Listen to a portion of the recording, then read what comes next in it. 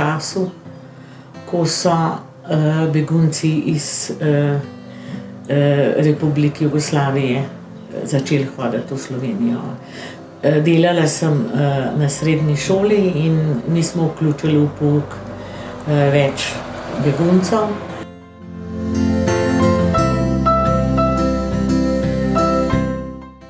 Poleg tega, da sem aktivno organizirala prostovoljstvo, me je tudi gospa Anica Kos-Mikuš povabila velikokrat seboj na kakšne seminarje.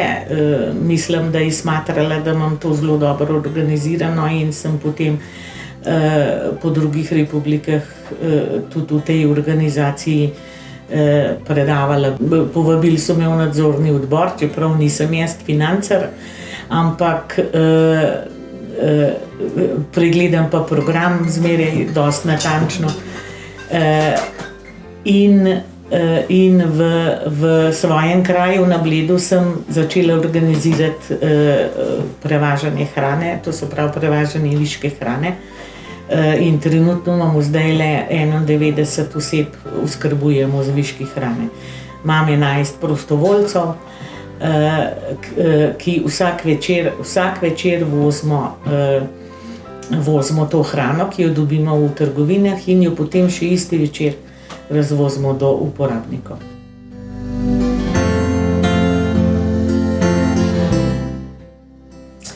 Ja, jaz kakšne spremembe v bistvu ne vidim. Ves čas vidim eno veliko zagnanost za pomoč človeku.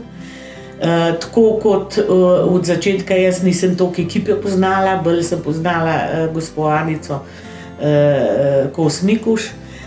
Že pri njej to čutiš, to neizmerno, to težko človek pove, kaj je čutil v njej. Vse tisto se jim je zdelo vedno, da vse tisto uresničuje, kar bi jaz sama želela uresničevati. Čeprav jaz ne bi mogla to v tako širokem smislu, kot to zna ona, ampak dobesedno te nese s seboj v to dejavnost.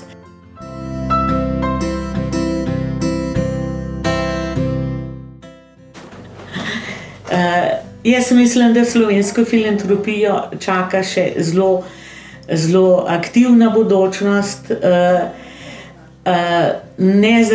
Upam, da ne zaradi kakšnih hudih dogodkov, ki se na svetu dogajajo, ampak že zaradi tega, da vnaša med ljudmi eno spodbudo, eno pomoč, optimizem.